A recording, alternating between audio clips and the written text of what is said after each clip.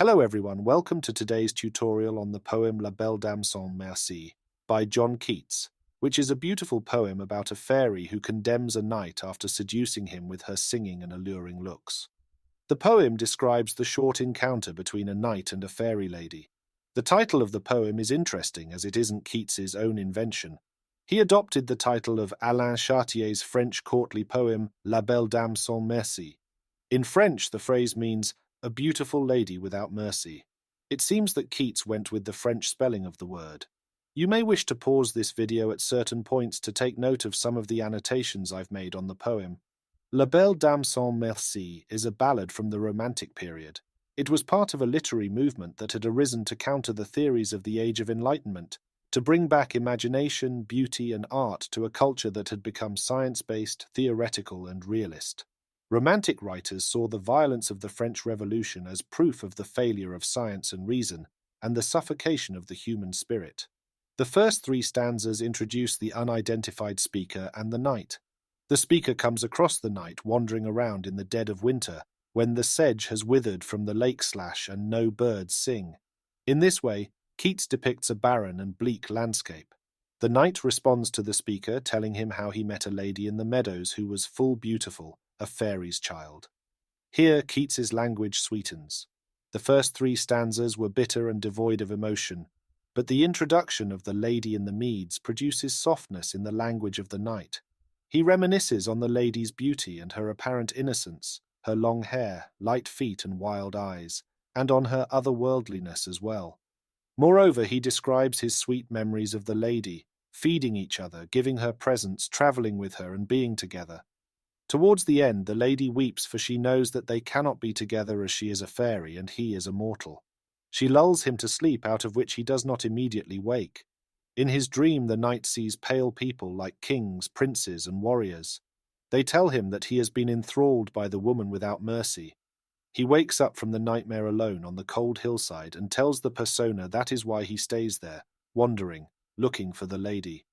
The last stanza leaves the fate of the knight ambiguous. Stanza 1. With the opening stanza of La Belle Dame sans Merci, the speaker sets up the scene and the subject of this poem. The speaker comes upon a knight. He knows that this man is a knight upon seeing him, but he quickly reveals that this knight is not behaving as one might expect a knight to behave. The character does not seem brave and valiant, rather he is alone and loitering. He seems to be wandering about aimlessly. The speaker wonders why, and he asks. He also remarks about the time of year and claims that the sedge has withered from the lake slash and no birds sing. Here he is indicating that spring is over, and there is no lively singing or springtime beauty in the atmosphere. He wonders why the knight would be wandering about, pale and lonely during this time of the year. It is probably growing cold as the birds have flown south already. The speaker finds it concerning that this knight is sickly and alone without shelter at this time of the year. It is important to note here that during the summer of 1818, Keats's younger brother Tom succumbed to tuberculosis. In the very same year, Keats began exhibiting symptoms of the disease, and thus impending death was heavy on his mind. It gets reflected in the very first stanza of the poem, stanza 2. With this stanza, the reader can grasp the full picture of what the knight looks like. The speaker describes him as alone, pale, haggard, and woebegone. The setting is also described. It seems that the harvest is done. Therefore, the reader can imagine the bare, dry ground and the silence of nature after the birds have already flown south. Overall, this description gives La Belle Dame sans Merci a very gloomy tone. The subject is downtrodden, and nature itself seems stripped of all joy. The birds have ceased their singing, and the squirrels have stored up enough food to go into hiding. Thus the lonely knight is left utterly alone. Stanza 3. In this stanza, the speaker informs the knight that he looks very ill.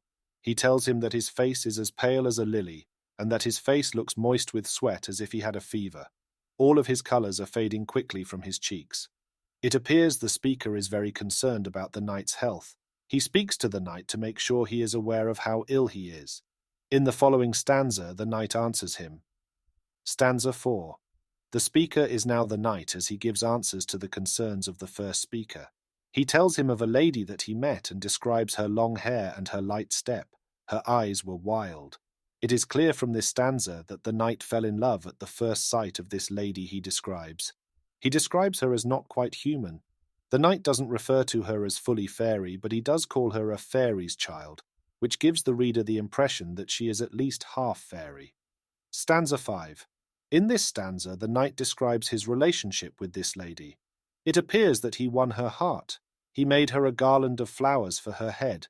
Then he made her bracelets from flowers. He also adorned her private parts with flowers.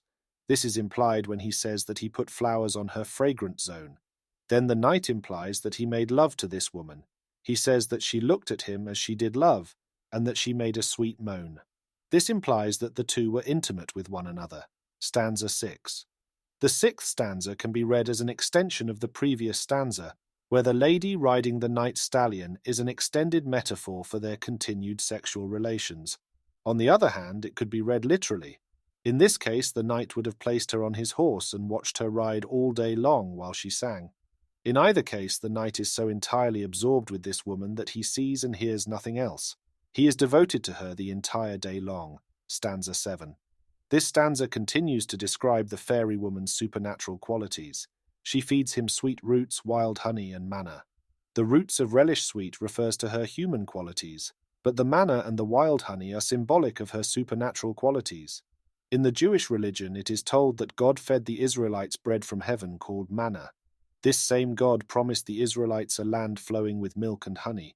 Thus, the fact that the fairy woman was able to feed him bread from heaven, wild honey, and roots suggests that the fairy is part human, part supernatural. The reference to language strange is yet another evidence of the lady's unnatural lineage. Stanza 8. The knight continues to describe the fairy woman's qualities. He describes her cave, or grot, as something elf-like in nature. Then he gives her human characteristics once again when he says that she wept and sighed full sore. He does not explain why she cried, but he does imply that he wiped her tears away with his kisses. This occurs between the knight and the fairy woman allows the reader to understand the depth of their relationship. Earlier, in La Belle Dame sans Merci, they connected physically. Here they connect emotionally as the knight is there to wipe away her tears. Scholars are divided on the precise motives of the lady, while classes of scholars believe that the lady's weeping in the elfin grot does bring up the ideas of undivided love. Several scholars believe otherwise. However, it seems that it is the latter. The lady understands that they cannot be together and chooses to leave him to sleep. Stanza 9. With this stanza, readers can begin to feel a little uncertain about this fairy woman. They should question why she is lulling this knight to sleep. In the previous stanza she cried, and there no reason was offered for her tears. Now she lulls him to sleep. The knight has a dream, it is a nightmare. For in his recollection of this dream he cries out, "Ah, woe betide," which suggests that this dream was woeful. Then he says that this was the latest dream I ever dreamt, which suggests that it was the last dream that he would ever dream. He does not explain how he knows that this was the last dream he would ever have, but he seems so confident of it that the reader does not question it. Suddenly this poem has taken a turn for the worse. Something awful has happened, and the reader can begin to understand that the fairy woman is at fault, but there are no specifics given just yet. Stanza 10. At this point, the knight begins to describe the pale kings and princes that he saw in his dream. In this case, pale is a symbol of death. Since La Belle Dame sans Merci has already introduced biblical symbols of the supernatural, it is not too far-fetched to conclude that the pale warriors and princes and kings are all after the likeness of the pale horse in the book of Revelation, the final book of the New Testament. The pale horse and rider of the Bible symbolize death and bring destruction. This poem continues to become more and more nightmarish as it continues. All of the pale kings, princes, and warriors cry out, La Belle Dame sans Merci. This, of course, is the title of the poem. It is in French, and it translates to read The Beautiful Woman Without Mercy. Suddenly, amid his dream, the knight becomes aware of what is happening to him. He has been seduced by a woman who would show him no mercy. Not only that, but he is one of many who have come to ruin at the hands of this fairy woman. Stanza 11. The knight comes to the full realization of what has happened to him. Every man that the fairy has ever seduced has died. He describes these dead men that were in his dream. They have starved lips, and they looked at him with horrid warning, but it was too late. The knight had already been seduced, and as a consequence of his moment of pleasure, he now faces death. When he awoke from his dream, he found himself on the cold hill's side, with no fairy woman in proximity. From the original description of the knight, the readers can conclude that he is, in fact, dying. Stanza 12. In the final stanza, the knight finally answers the original question of the first speaker. He claims that because of being seduced by the fairy woman, he now sojourns alone and palely loitering in his near-death state. Keats ends La Belle Dame sans Merci with the line with which the first stanza ends. He repeats the first speaker's observation that the sedge is withered from the lake slash and no birds sing. The readers are left to grieve the loss of the knight. He dies alone with no one to comfort him in his last moments. Not even the birds are there to sing a song to offer comfort in his death. He is utterly alone in his last moments, and all because he was seduced by that beautiful fairy woman without mercy. Although the language used is simple, Keats manages to create two parallel universes. The real world, where the knight is found alone and palely loitering, is dark and dismal and wintry. The other world, where the lady lives, seems exotic and beautiful, with such glorious foods as honey wild and manna-dew. The nightmarish imagery that exists between the worlds can be taken to be part and parcel of the lady's world, as it is she who whisks young men away, willing or unwilling, to their doom. Structure and form. La Belle Dame sans Merci takes the form of the lyrical ballad. Many well-known poets of the Romantic era used this form in their written works. This particular ballad has a meter and rhyme scheme that produces a flow that engages the reader.